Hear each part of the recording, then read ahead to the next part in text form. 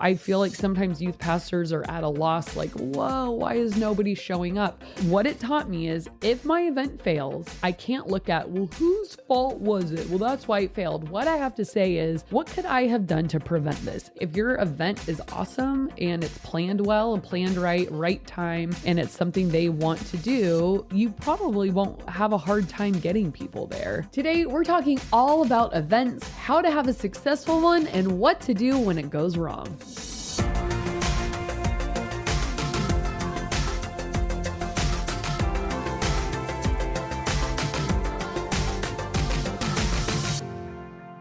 Welcome to the Ministry Coach Podcast, where we give you weekly tips and tactics to help you fast track the growth and health of your youth ministry. If this is our first time meeting, my name is Jeff Lascola, and this is Kristen Lascola. So tell me, have you ever had one of these experiences where you plan and do all sorts of things to make the most amazing event in the world, and it's an absolute flop? Yes, I have. And I think we all have a few of those. Hopefully, the further you go, it gets less and less and less events like that because you're learning and growing and adjusting. And so today we're going to talk about what to do when your event goes totally wrong. It's a total fail, total flop. And how do we handle that failure? And I guess maximize the potential of the failure so that we continue to be better. So number one, quit. You're not cut out for this. Hey, that's discouraging. I would have quit a long time ago if that were true, because I've had some flops and failures. And yeah, like you were saying, there's nothing more discouraging when you feel like you had all your ducks in a row and this is going to be epic and awesome. And it just is a flop for a number of reasons, which we'll kind of talk about in a second. But number one, what to do when your event fails is identify the breakdown. What happened? Like, I think if you can identify that, you're ahead of the curve, because I think sometimes we just are like, I don't know what it is. So you might need to ask some people, ask a perspective. Like sometimes it'll be glaringly obvious. Oh, because we didn't book transportation. Like Right. That's why this event didn't work. But sometimes it's more nuanced and cloudy and like, well, I don't know. It just didn't feel like I thought it would feel. Like I didn't get the attendance I was hoping I'd get. So you might want to ask people's perspective of students, hey, what would have made this event better? Or students who didn't come, why didn't you come? Maybe you want to ask parents, how did that event feel to you from sign up to pick up? Like, was it user friendly? Was it accessible? What was your experience? And then ask the leaders. Maybe you had some volunteers that helped you out and were there, and just people love sharing their opinion of just like, what do you think would have made this better? Or like, what was the miss to you? Do you only seek out these kinds of opinions when you know things didn't go quite right? Or is this like across the board, good or bad? You share I think that? I'm more prone to ask it when things went badly, because when it went well, I'm like, woohoo, like everything went great. Yeah. Obvious that it was a win. But and it would probably be beneficial to ask no matter what. I just feel like it comes to my mind, like when I'm just like, man, this did not go as planned. Like, what do you guys think would have made this better? Or, and everyone, what I've noticed is that everyone sees something different from where they sit, the interactions they had, the conversations they overheard, where they sat on the bus, where they were in line, whatever it might be. They always have really great suggestions. So things that haven't gone well for me in the past that I've been able to identify would be things like, oh, we left certain things to the last minute and it was a scramble. And had we had time to order better things online, or, be more organized in a certain area, it would have gone better. Didn't double check something or confirm something. I would say that for me has been about 90% of my fails, is like the confirmation. Just because you've emailed somebody 4 months ago and you booked an ice skating rink at 3 a.m. does not mean that they remember. Right. Even when it comes to transportation companies, like I've been waiting for hours and hours. Like, where's our bus? What are you talking about? Well, I booked you 2 months ago. You did? We have no record of that. Right. Like, I cannot overstate the importance of the confirmation, the checking in. Hey, the event's next week. Just want to make sure we're on track. Hey, see you guys in a couple days, right? Like you cannot overdo the check-in, the confirmation. Another reason my events haven't gone well in the past is I didn't promote it well. I made people really search for information and it wasn't accessible and it wasn't easy to find, or I didn't give enough time for promotion. It was like, next week we're having a Christmas costume contest. Right. Come. It's like, what? Like that's not enough time to promote it. I didn't promote it across enough mediums, So promotion has been something, and that's kind of like one of those last minute things, kind of is in that catch-all. Maybe something else competed with it. Maybe you tried to promote 2 events at the same time and it was just too confusing. Or maybe you planned a really cool event the weekend of homecoming or something like that. So if another event is competing for it, or was your event just lame? Like maybe it was just like a tired event that is just not a winner, and people just maybe had tried it last year and they're like, it was lame, and then they don't go back. Or just didn't sound fun at all to begin with. Yeah, maybe not. Maybe it was something that you thought would be a hit. And like, I think I tried to do a girls' craft night one night and like 2 girls showed up. I was like, cool, I guess you guys aren't into crafting, So it was like, I thought that sounded fun. We like did a Valentine's Day themed craft night and bought some treats and stuff. And I think the junior high girls were not about it. It works really well for our high school girls and like the college or young women's ministry. So, just wasn't my demographic. So maybe you didn't have enough help. So I've had events that were a flop because we just didn't have enough supervision and the power balance got off and the kids overtook us and it was mayhem. So making sure you have enough help for your events, that is a really big thing too. So these are just examples of things I've personally experienced why my events have failed. And I'm sure there are a lot more, but the point is you've got to identify what was broken, what was the breakdown, what didn't we do well, because it might not be the whole event is trash. Yeah. Craft night, I think the whole event was trash, but that's the only event that I've kind of gotten rid of. We've grown out of some of our events, but they were working well up until we just were too big for some of them now. But I think I usually don't throw out an entire event. It's mostly like, well, with a few tweaks, this would have been better. I just needed more volunteers, or I needed more time to promote it. Or, I don't think we did a great job of like signups were not really user friendly, or, whatever. So figure out what broke down and how you can try better next time. Keep a record. Don't just think you're going to remember this stuff either. I've made that mistake of like, well, this was such a big deal. I'll totally remember to confirm with the bus company because this was so painful. No. By the time winter camp comes again, or, your over or all-nighter happens again, you're not going to remember. So keep a log of event reviews, event notes, just like a Word document, save it along with all your material for that particular event so that you can go back and refresh your memory. I do that every year for our summer camp of here's the notes from last year. Make sure you do this. So this night didn't work for this. Make sure you switch this night for that night. Because I'm like, oh, whoa, I would have never remembered that. So keeping notes on that is a very big plus.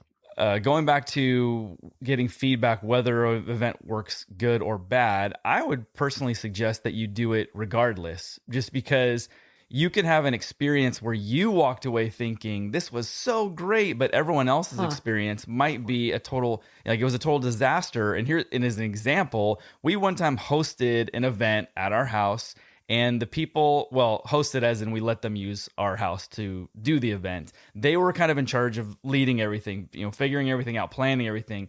And they left a lot of things undone. And behind the scenes, all the people that were kind of volunteering or helping were like scrambling to, like, fill in make the gaps it work. And make it, and their impression was, what a perfect night. It went so well, And everyone else is like sweating. Right. Like you don't realize how much stuff you put on everybody else because you forgot to do all these things. Yeah. So I think whether you think it's a great night or a bad night, whatever, ask your volunteers and get some feedback and say, what was your experience like? What could have been done better? What went well? Just to get those other voices, just to see the other perspectives of what may have happened or not have happened. Yeah, and I feel like you can just ask a couple people at the end of the night, whoever's still around or whatever. You don't have to launch a big investigation. Give a poll to every person before you leave. Just like, hey, what did you think? Or how did that go? Or, but yeah, I think you're right. Whether it's a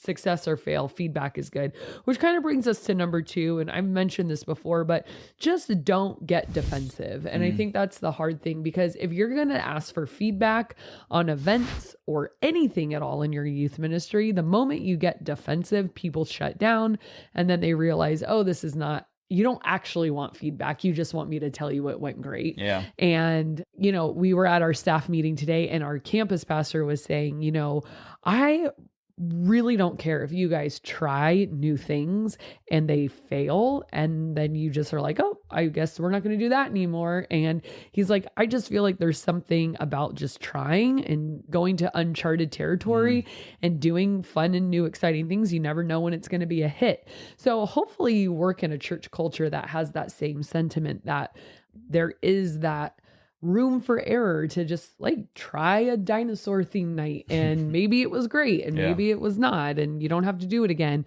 But just something like, I used to do these Monday evening summer Bible studies, and I was like, this is like for the intense kids who want, like, I would teach them how to use online Bible study tools, and they would come, and it started out with like a group of like 10, and then it was like 8, 6, 4, and they were just sort of like, you could just tell they were so bored, and their parents made them come. And I was just like, I was trying to, like, I think our high school ministry was doing it at the time, and I kind of wanted to be like, well, junior hires can learn to study the Bible too. And they can't. That's what it proved. They can, but it was just too over their head. It just was not like, that's not what we want to do on a Monday night in the summer. So I just got rid of it, and nobody was like, what are our Monday night Bible studies? It was like, hey, that was for a summer. We don't like it. We're moving on. So just kind of get the pulse of people. Like, is this something I think people are enjoying? Is it worthwhile? Numbers don't say the whole story. It's like, well, if 6 kids are enjoying it, then do it. But I think because I saw them dwindling week after week after week, it was kind of telling me, I don't know that this is a value. I don't know if people are enjoying this. I don't know if they're getting, the most out of it that they were hoping to. So pay attention to what people like and don't like and what's a value to them. But yes, learn from all of those things. You had said about having a pulse, and I think that's a good point, because a lot of events, I think you should be able to tell before, well, hopefully you even like commit to doing it. Is this going to be a win or not with my group? So I would say, in trying new things, don't go so far out, somewhat stay in your lane of what are your kids probably going to like. And you can speak into this more, but I'm just throwing this out there. I feel like when you have an event and you kind of pitch the idea to your students, a lot of times they might just say, yeah, like, sure, I would do that. But then sometimes when it comes down to actually showing up, maybe not. Yeah. How do you feel about making that like here's a perfect example. We want to do shirts for our ministry. Would you buy one? This is a sore subject. Sorry. We're going to do shirts. Don't talk to me about We're merch. going to do shirts for our ministry. Would you guys buy one? Yes, we would. No, they won't. Let's print up, 100 of these things. All right, they're for sale. Nobody buys it. Yeah, happened to me a million times. Versus pre-selling. You say you want them. This is how much they're going to cost.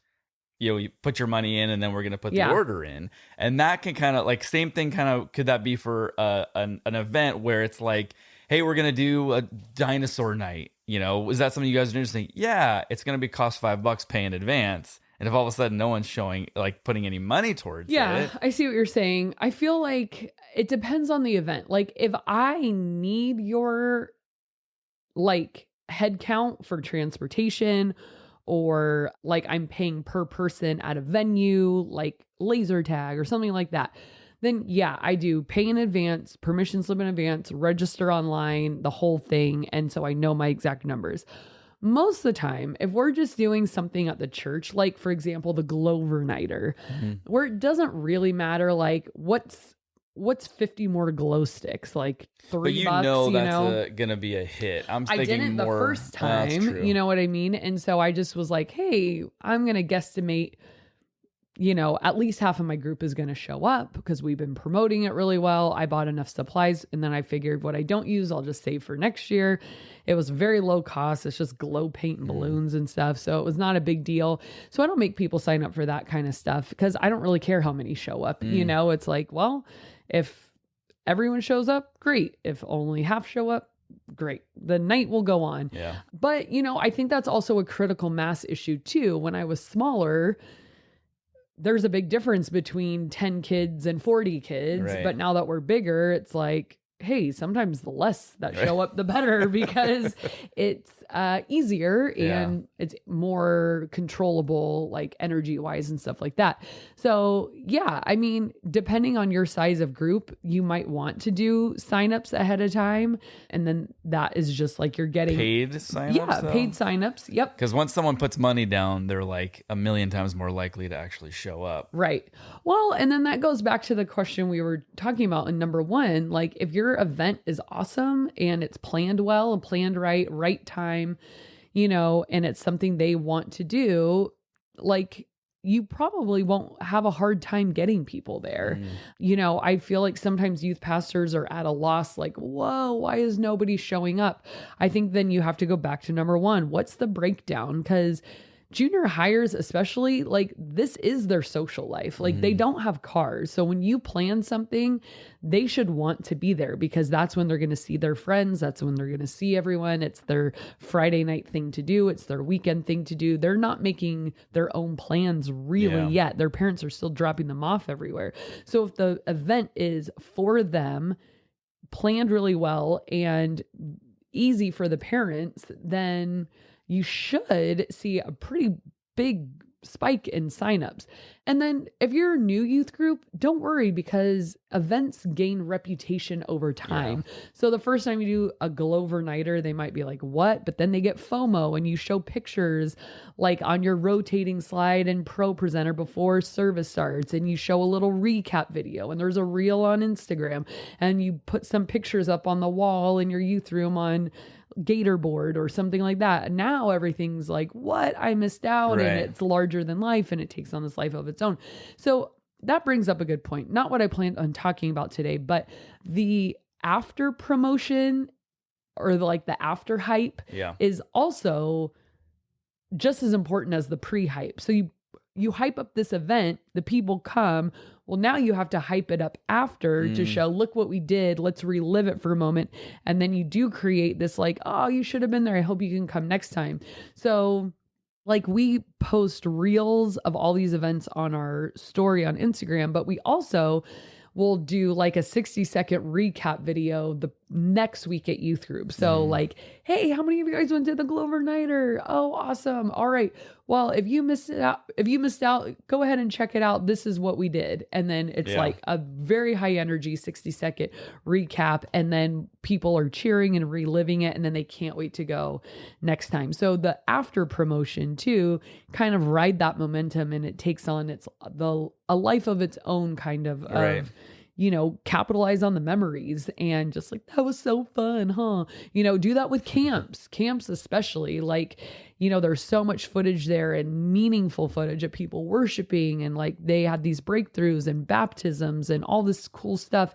And then people eventually, it becomes a part of your culture that you want to be at this stuff. Right. And for good reason. Like, it's not just like, come to our event for what? We don't make any money on this. There's no weird ulterior motives. It's more like you need to be a part of community, and like you missed out on some really cool spiritual moments, and you missed out on some awesome bonding moments and some fun moments, and like being the core, like feeling like this is your home, feeling like this is your family, feeling like this is your place. All of these are connection points that we don't want kids to miss out on and just sit on the sideline of youth group. We need them to get to events because that's where they become a part of things rather than just like I attend and I leave, but like I was a part of something. It is important. And their spiritual development, you know, to like feel like the church is my family, the church is my home, the church, these are my people. And those bonds create open ears, you know, and open ears to what? The gospel. Like it all, I mean, it's not a stretch. All of this stuff realistically points back to the gospel. It's very strategic youth ministry. Like I don't need to do a glow overnighter. I don't need to have a glow in the dark party to make my life complete. It's not for me. I could do without. I promise you that. But when I see kids go from like sitting on the bench to getting more involved, to feeling like I'm comfortable and maybe I'll open up and maybe I can trust these people and I did have fun with them and I can share in small group, or I can ask for prayer, or I can ask a question about Jesus. Like it's all a part of the process. You know, that was kind of a tangent, but I just don't want the big picture to get lost on us of like, make your events great. Well, why? Who cares? I don't need to hang out with 80 junior hires in neon on a Friday night unless there's a strategy involved to get them down that funnel to making a decision for Jesus, or being just Velcroed to the church and God's word and other Christians, like for their spiritual health. So anyways, all right. Number 3, don't blame other people. If your event does not go well, don't blame other people. This is probably one of the most tempting ones, probably for the reasons we were talking about of like, we do get defensive. And I have a story here. So I had tried to partner with a youth pastor in our vicinity, not in our town, but I had wanted to partner with him on this event. And we confirmed, this goes back to the confirmation conversation. I was like, hey, this is the date we're coming. He's like, great, sounds good. Well, it was like the day of, and I'm like, all right, see you in a bit. And he's like, what are you talking about? And I'm like, what do you mean? What am I talking about? And he's like, well, we planned something else for tonight. I didn't remember that you were coming. I'm like, well, we've talked about it. And this was his line to me. He said, you should have reminded me and confirmed with me. And I said, was he a junior hire? I said to him, Mr. I don't even remember his name. Yeah. Was he a junior hire?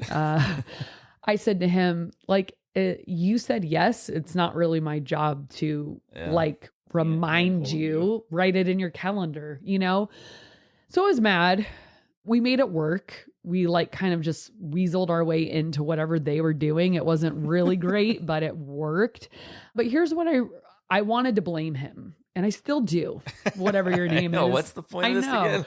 Because what it taught me is if my event fails, I can't look at, well, whose fault was it? Well, that's why it failed. What I have to say is, what could I have done to prevent this? Is it my job to remind a grown man to put his events in his calendar? No, it's not. But if that will make my event go smoothly, just reaching out and saying, hey, you, looking forward to seeing you next week. Anything you need from me, like checking in. What I learned is people aren't who I want them to be. They are who they are. So if I don't want to punish myself and my entire youth ministry, I better just humble myself and continue to reach out, continue to confirm, continue to make sure like we're all on the same page. Is it my job? Should I have to? No, but I can't blame other people for the failure. Where do I come in? What could I have done to catch that fall? And that's what leaders do. Catch the fall. Not like, well, it's your responsibility. That's what I want to say, but I need to catch the fall before it happens. And so I feel like the initial knee-jerk reaction is, who did this? Whose fault is this? Who can we blame? Who can we point fingers at? And it might be very well someone's total and complete fault. But I think what we have to do, instead of going to being angry at people, let's back up and look at the process. Well, where did the process break down? So I could say, well, it's your fault because you should have put it in your calendar. Or I could say, well, the process should be, I check in with you a week and then 4 days and then 2 days and then the day of, because that process will account for human error, because there will be human error. So how can you outsmart human error as much as possible? And for me, that comes down to confirmation over and over and over again. Over communicating, not assuming people know what they're doing or when to be there. Like, don't assume people have got it. You're the one in charge. You need to over communicate, over check in, over confirm, over help. And then if people, after you've worked with them for a while, if you feel like, oh, they're totally capable, they don't need me as much. But sometimes people aren't really all that capable to do things on their own right out of the gate. And we just lean too much on what we assume is their capability, but it might just not be their gift or their strength. They might not know how. Maybe we haven't equipped them to do that or trained them how to do that. And so like I had someone set up a game for me a long time ago, and I had asked for a very specific number of items and I didn't check them. And then I was on stage and I'm like, all right, I need this many volunteers. We didn't have enough items for all the volunteers. And I'm kind of thinking like, how did you not have... So don't blame the person. I thought I should have double checked. Why didn't I go back and just do a quick count to make sure they got exactly? And you guys might be thinking, so I have to like babysit everyone and hold everyone's hand. Yeah, you do. So that's leadership. If you want your events to go well, if you want to continue to blame people and have events that things fall through the cracks and all that, then sure, like let them continue. But sometimes it's like, you just have to go the extra mile, do the extra work to make sure things are done. Every I is dotted, every T is crossed. And sometimes for events, it is daunting. But what I've learned is unless I double check things or have gotten to the point with someone in my relationship where I totally trust them and I know they're capable, but even the most capable, like I even like forget stuff, you know what I mean? And because I'm the most capable, even me, you guys. But I just mean like we have to account that there will be human error. So just do everything you can to catch that fall. And then I think if there is that conversation that needs to happen with somebody where it's just like blatantly they completely drop the ball, that's not a public conversation. Right. It's something you maybe pull them aside, and talk to them about if it needs to be discussed. But it just reminds me of like when football season is around and it's very clear that the wide receiver dropped the pass or ran the wrong route. The quarterback publicly says, I need to throw a ball that he can, that is catchable. I'm not putting the ball where it needs to be. That's a good perspective. But instead of saying you missed it. You ran the wrong route. And, it's like, I need to throw someone a ball where I need to put the ball where he can catch it. And then privately, you probably say, hey, you zigged when you should have zagged, and if even that, because I think once they watch film, they know, okay, I screwed up. So it's not, there's no sense in being like, hey, everybody, just so you know, I did what I was supposed to do and they messed up. I know. It doesn't look good for anybody. And especially for a 3 who, like an Enneagram 3 who like prides himself on being very capable. When things fail, I want it to be publicly known. I would like to make an announcement. I did not do anything wrong. I crossed all my T's. I dotted my I's. But this clown over here dropped the ball. Do we love this clown? Yes, we do. Sometimes. We love the clown. But the clown, it's his fault. Not mine. Love the clown, not my fault.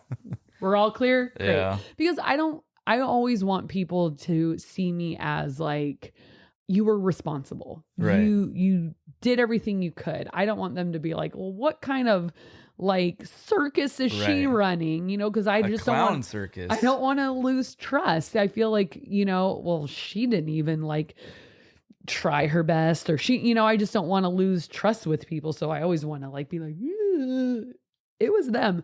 But there's something too about when we really do fail of just to be like, gosh darn it, guys. Like, I'm so sorry. But that doesn't look good either, though, where it's like, yeah, maybe it was someone else's fault. But when the blame comes down, you're just going, oh, it was them. That never makes you look good either. I know.